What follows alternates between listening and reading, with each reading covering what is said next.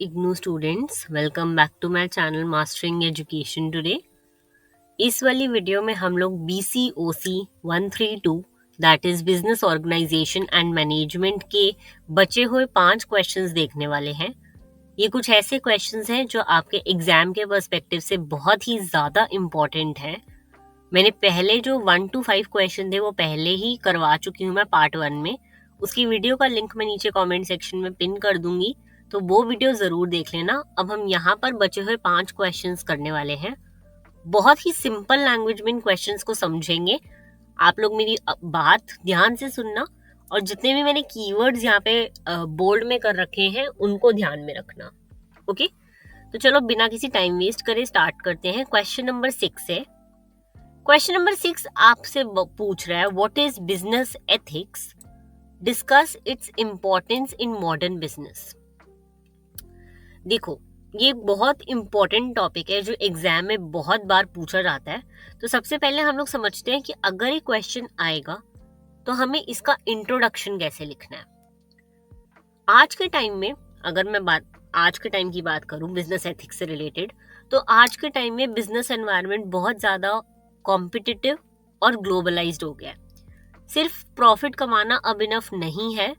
आज बिजनेस से ये एक्सपेक्ट किया जाता है कि वो लोग कस्टमर्स, एम्प्लॉइज, गवर्नमेंट और सोसाइटी के हिसाब से चलें, यानी कि सही तरीकों से बिहेव करें। ठीक है, यहीं से कॉन्सेप्ट आता है बिजनेस एथिक्स का। बिजनेस एथिक्स का मतलब होता है बिजनेस की कामकाज में सही और गलत का ध्यान रखना। आज के टाइम में जैसे कि आपको पता है fraud, corruption, fake advertisement, environment का डैमेज, ये सारे केसेस बहुत ज़्यादा बढ़ गए हैं। इसी वजह से बिजनेस एथिक्स की इम्पोर्टेंस जो है वो और ज़्यादा बढ़ गई है। ठीक है, इसी को हम बिजनेस के एथिक्स कहते हैं। अगर हम इसका यहाँ पे मीनिंग समझेंगे तो बिजनेस एथिक्स का मतलब होता है बिजनेस के डिसीजंस और बिहेवियर को गाइड करने वाले moral values, principles and standards. Simple language में बोलें तो बिजनेस एथिक्स का मतलब है बिजनेस को फेयर, ऑनेस्ट और रिस्पॉन्सिबल तरीके से करना। सिर्फ लीगल होना नहीं बल्कि राइट और जस्ट होना, यानी कि सबके साथ फेयर रहना बहुत जरूरी है। ठीक है, बिजनेस एथिक्स हर एरिया में अप्लाई होते हैं। कोई भी आपके फर्म में कुछ भी हो रहा हो, कंपनी में प्रोडक्शन, मार्केटिंग, फाइनेंस, सब में ये बिजनेस एथिक्स अप्लाई होंगे। ओके, बिजनेस एथिक्स जो होते हैं वो किस चीज़ों पे बेस्ड होते हैं? एक तो मॉरल वैल्यूज पर बेस्ड होते हैं, जैसे कि ऑनेस्टी, फेयरनेस, या बिजनेस में लोगों के बिहेवियर को गाइड करते हैं ये चीज़ें। ठीक है, ये डायनामिक होते हैं, मतलब सोसाइटी के साथ चेंज होते रहते हैं। ये छोटे या बड़े हर बिजनेस पर अप्लाई होते हैं और ये वॉलेंट्री होते हैं। ठीक है, यानी कि आप खुद करना चाहते हो इन्हें। ओके, अगर हम अब इनके प्रिंसिपल्स की बात करें तो प्रिंसिपल्स में यही सब आ जाता है कि ऐसी चीज़ें क्या फॉलो करते हैं हम जब बिजनेस एथिक्स में होती है। तो ऑनेस्ट होना चाहिए आपको, फेयर होना चाहिए अपने एम्प्लॉयज़ के साथ, उनको क्वालिटी प्रोडक्ट्स आगे देने चाहिए, जिस भी कंपनी में आप हो आगे बेच रहे हो वो सब, अपने कंज्यूमर्स की रिस्पेक्ट करो, एनवायरनमेंट को सेव करो। यही सब है बिजनेस एथिक्स के कुछ प्रिंसिपल्स। अब हम देखते हैं कि बिजनेस एथिक्स की इम्पोर्टेंस क्या होती है, यानी कि क्यों जरूरी है बिजनेस एथिक्स। सबसे पहले आ जाते हैं बिल्ड ट्रस्ट एंड गुडविल, यानी कि जब बिजनेस एथिकली बिहेव करता है तो कस्टमर्स और इन्वेस्टर्स ट्रस्ट करते हैं। ठीक है, तो ट्रस्ट से क्या होता है, आपकी ब्रांड की लॉयल्टी बनती है और एक कंपनी का एक बहुत अच्छा वैल्यू होता है आगे जाके। ठीक है, आपकी रेप्यूटेशन बहुत अच्छी होती है। दूसरा आ जाता है एथिक्स से हमारी कॉर्पोरेट इमेज इंप्रूव होती है। तीसरा आ जाता है एथिक्स से कस्टमर सेटिस्फैक्शन इंश्योर होती है। फेयर प्राइसिंग, क्वालिटी प्रोडक्ट, इस सब से कस्टमर सेटिस्फाइड रहते हैं और हमें इससे रिपीट बायर्स मिलते हैं। ओके, एनहांसेस एम्प्लॉय मोराल, यानी कि एम्प्लॉयज को प्राउड फील होता है एक एथिकल कंपनी में काम करते हुए, है ना, क्योंकि हेल्दी वर्क कल्चर होता है वहां पर। फिर आ जाता है reduces legal problem, ethical business law follow करते हैं, इलीगल काम से बचते हैं, फाइन्स और पेनल्टीज इससे भी बचते हैं। नेक्स्ट आ जाता है प्रमोट्स लॉन्ग टर्म ग्रोथ, यानी कि अनएथिकल प्रैक्टिस जब आप प्रैक्टिस करते हो तो शॉर्ट टर्म प्रॉफिट दे सकती है, लेकिन लॉन्ग टर्म में बिजनेस को नुकसान हो सकता है। ओके, CSR में हेल्प करता है, सोशल रिस्पॉन्सिबिलिटी लेने में। इसके बारे में मैंने ऑलरेडी पिछली वीडियो में बात करी थी। ओके, अब देखते हैं कि इसके साथ प्रॉब्लम्स क्या क्या आती है। जब आप बिजनेस एथिक्स फॉलो करते हो तो क्या क्या होता है। जब आपका बिजनेस में एथिक्स ना हो तो क्या प्रॉब्लम आ सकती है।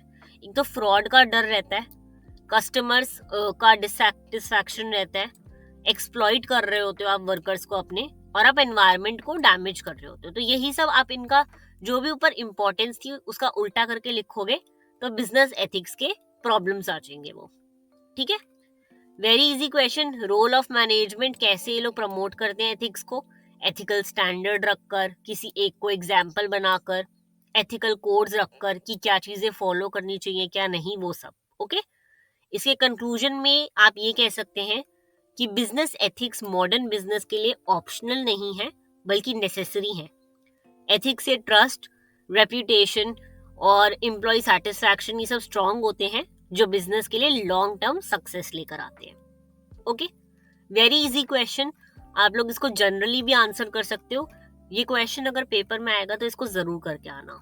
ओके, नेक्स्ट हम आ जाते हैं क्वेश्चन नंबर 7 पे। क्वेश्चन नंबर 7 आपसे पूछ रहा है व्हाट इज मार्केटिंग, यानी कि मार्केटिंग क्या होता है। Explain the role of marketing and the elements of marketing mix. Very easy question. आपको इतना तो पता ही होगा सबको कि मार्केटिंग क्या होता है, लेकिन मैं बता देती हूँ आपको। पहले के टाइम में ना लोग सोचते थे कि अगर प्रोडक्ट अच्छा है तो वो अपने आप बिक जाएगा, लेकिन आज के टाइम में कंपटीशन बहुत ज्यादा हो गया, कंज्यूमर की प्रेफरेंसेस चेंज होती रहती हैं, इसलिए सिर्फ प्रोडक्शन इनफ नहीं है। बिजनेस को समझना पड़ता है कि कस्टमर क्या चाहता है। इसी प्रोसेस को कहते हैं मार्केटिंग। ओके, जब हम ये समझ रहे होते हैं कि हमारे कंज्यूमर को चाहिए क्या, हमारे कस्टमर को हमारे से क्या चाहिए, कैसा प्रोडक्ट चाहिए, हम कैसे उन्हें सेटिस्फाई कर सकते हैं लॉन्ग टर्म में, तो उसे हम मार्केटिंग कहते हैं। ओके, अगर आपको एक प्रॉपर डेफिनेशन लिखनी हो तो यहाँ पे मीनिंग ऑफ मार्केटिंग आ गया, इसमें आपको डेफिनेशन मिल जाएगी। मार्केटिंग का मतलब होता है कस्टमर की नीड्स और वांट्स को आइडेंटिफाई करना और उसके अकॉर्डिंग प्रोडक्ट बनाना, सही प्राइस सेट करना, प्रमोशन करना और प्रोडक्ट को सही जगह और सही टाइम पर अवेलेबल करवाना। ओके, ये होता है मार्केटिंग का मतलब। अब अगर हम देखें कि मार्केटिंग का रोल क्या होता है या फिर इसकी इंपॉर्टेंस क्या होती है, तो मार्केटिंग का सबसे इंपॉर्टेंट रोल होता है कंज्यूमर नीड्स को सेटिस्फाई करना। ओके, या फिर उनको आइडेंटिफाई करना। पहले आप मार्केट रिसर्च करते हो जिससे आपको पता चलता है कि कस्टमर क्या चाहता है।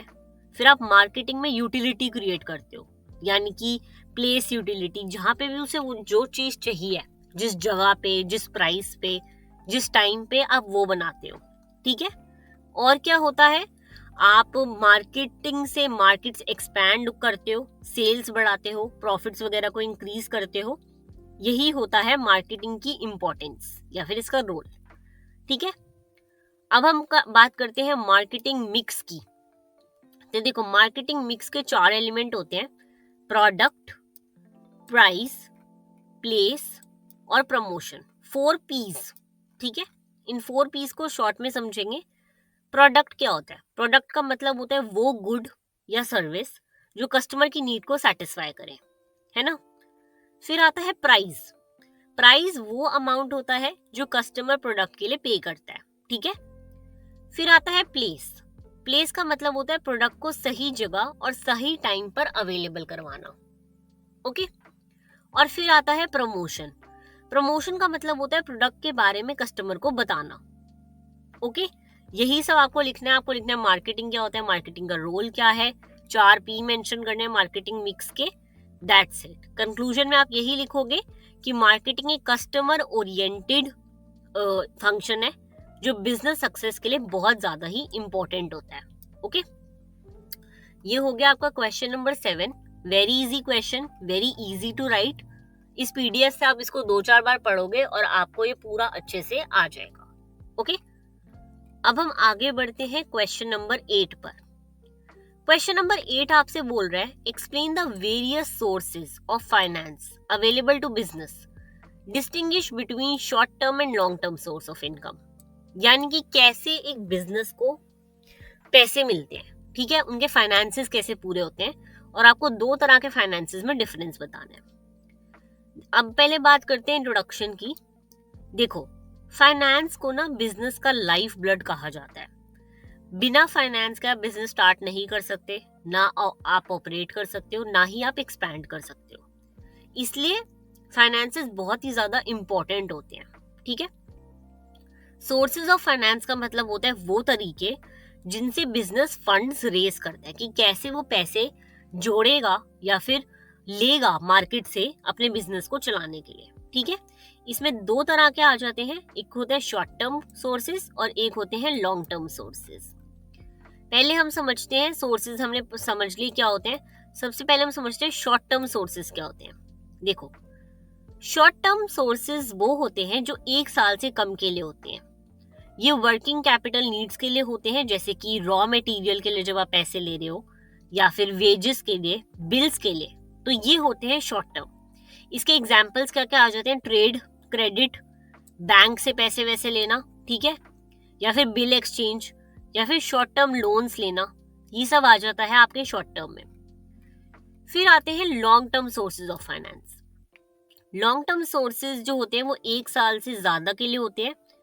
ये फिक्स्ड एसेट्स और एक्सपेंशन के लिए यूज होते हैं। ओके, याद रखना, फिक्स्ड कैपिटल रिक्वायरमेंट के लिए होते हैं ये। और इसके एग्जांपल्स होते हैं equity shares, preference shares, debentures, ये सारे इसके आ जाते हैं लॉन्ग टर्म फाइनेंस के आपके सोर्सेस। ओके, डिफरेंस अगर मैं बताऊं तो सिंपल डिफरेंस है इन दोनों में। Short term finance short duration और डेली नीड्स के लिए होते हैं, वहीं अगर हम लॉन्ग टर्म फाइनेंस की बात करें तो ये लॉन्ग ड्यूरेशन और एक्सपेंशन के लिए होते हैं। Okay, very easy question. आपको इसमें जितने भी ये चीजें दे रखी है सारे आपको समझाने की जरूरत नहीं है, आप लिख भी आओगे सिर्फ ये क्या होते हैं तो भी आंसर कर सकते हो। ओके, नेक्स्ट हम आ जाते हैं क्वेश्चन नंबर 9 पे। What are aids to trade, कि ट्रेड में क्या चीजें हेल्प करती हैं। Explain the various aids to trade and their importance in business. समझते हैं इस क्वेश्चन को। देखो, ट्रेड तब पॉसिबल होता है जब गुड्स सही जगह, सही टाइम और सही कंडीशन में कस्टमर तक पहुंचते हैं। ठीक है, उसी को हम ट्रेड कहेंगे, लेने देने को हम ट्रेड कहते हैं, है ना। इन एक्टिविटीज को हम लोग एड्स टू ट्रेड कहते हैं। जब वो लेन देन की बात हो रही है ना, जब एक गुड किसी तक सही तरीके से पहुंच रहा है, उसके पैसे दिए जा रहे हैं, उसको हम एड्स टू ट्रेड कहेंगे। ओके, एड्स टू ट्रेड का मतलब अगर मैं कहूं तो इसका मतलब होता है वो एक्टिविटीज जो ट्रेड के बैरियर्स जैसे कि प्लेस, टाइम, रिस्क, फाइनेंस, इस सब को रिमूव करती है। ठीक है, जो आपको ट्रेड में हेल्प करेगी और आपके जो भी चैलेंजेस आ रहे हैं उन्हें रिमूव करेगी। ओके, अब क्या क्या एड्स आ जाते हैं ट्रेड के, हम वो पढ़ेंगे। सबसे पहला आता है transport. Transport place barrier remove करता है, एक जगह से दूसरी जगह पहुंचाने में हेल्प करता है। फिर आता है warehousing. Warehousing time barrier remove करते हैं, जल्दी से जल्दी कोई भी प्रोडक्ट आपको पहुंचाना हो तो आपके पास वेयर हाउस होता है जहाँ पे अपने रखे होते हैं गुड्स वगैरह। फिर आता है बैंकिंग एंड फाइनेंस, ये बैरियर रिमूव करता है फाइनेंस का। ओके, फिर आता है इंश्योरेंस, ये आपका रिस्क बैरियर रिमूव करता है, आपको सिर्फ ये पता होना चाहिए कौन सा चीजें क्या रिमूव करती हैं। ओके, फिर आता है कम्युनिकेशन, इससे इंफॉर्मेशन बैरियर रिमूव होता है, ये आपको बताती है डिमांड, सप्लाई और एक आपका प्रोडक्ट प्रमोट करने के लिए भी हेल्प करती है। फिर आता है एडवर्टाइजिंग, ये बेसिकली आपका नॉलेज वाला बैरियर रिमूव करती है। ठीक है, लोगों तक नॉलेज पहुंचाती है कि प्रोडक्ट किस चीज के लिए यूज हो रहा है, कैसे यूज हो रहा है, ये सब। ओके, अब इम्पोर्टेंस क्या है इनकी इम्पोर्टेंस यही है ताकि आप मार्केट एक्सपैंड कर सको, अपनी सेल्स इंक्रीज कर सको और अपनी एफिशिएंसी इंप्रूव कर सको। ओके, इजी क्वेश्चन था, बहुत डिफिकल्ट नहीं है, बहुत ही इजी है। इसको 2-4 बार पढ़ोगे अच्छे से लिख लोगे, बहुत इजी क्वेश्चन है ये वाला। ठीक है, पेपर में अगर ये क्वेश्चन है तो जरूर करके आना। नेक्स्ट हम आ जाते हैं लास्ट क्वेश्चन पे, that is what is entrepreneurship. Explain the role and problems of small scale and cooperative enterprises in India. Very very important question, ये आपको आना चाहिए पेपर के लिए अच्छे से। ठीक है, शॉर्ट में समझते हैं। देखो, बहुत ही इजी वे में तुम्हें समझाऊंगी, तो तुम्हें क्या करना है, तुम्हें ध्यान से सुनना है अब। ठीक है, एंटरप्रेन्योरशिप का मतलब होता है बिजनेस स्टार्ट करना। ये तो हमें सबको पता है कि एंटरप्रेन्योर किसे कहते हैं, जो इंसान बिजनेस स्टार्ट कर रहा होता है ना। तो एंटरप्रेन्योरशिप का मतलब होता है एक बिजनेस को स्टार्ट करना, उसके रिसोर्सेज को ऑर्गेनाइज करना और रिस्क लेना। सबसे बड़ी चीज क्या आती है, प्रॉफिट के लिए रिस्क लेते हो आप इसमें, ठीक है। अब इसमें जो है आपको दो तरह के एंटरप्राइजेस की बात हो रही है, स्मॉल स्केल और दूसरी कोऑपरेटिव। स्मॉल स्केल एंटरप्राइजेस क्या होती हैं? Small scale enterprises employment generate करती हैं, ठीक है, यानी कि दूसरे लोगों को एम्प्लॉय करते हैं अपनी कंपनी में। ये रीजनल डेवलपमेंट करती है, किसी एक रीजन में बेटर रिसोर्सेज लेकर आती है और एंटरप्रेन्योरियल टैलेंट को प्रमोट करती है, यानी कि कोई बिजनेस अगर कोई बंदा स्टार्ट कर रहा है तो उसको एक हेल्प करती है, ओके। लेकिन इनको फाइनेंस, टेक्नोलॉजी और मार्केटिंग वाली जो है प्रॉब्लम फेस करनी पड़ती है, ओके। प्रॉब्लम्स भी मैंने यहाँ पे बता दी आपको। फिर आते हैं कोऑपरेटिव एंटरप्राइज पे।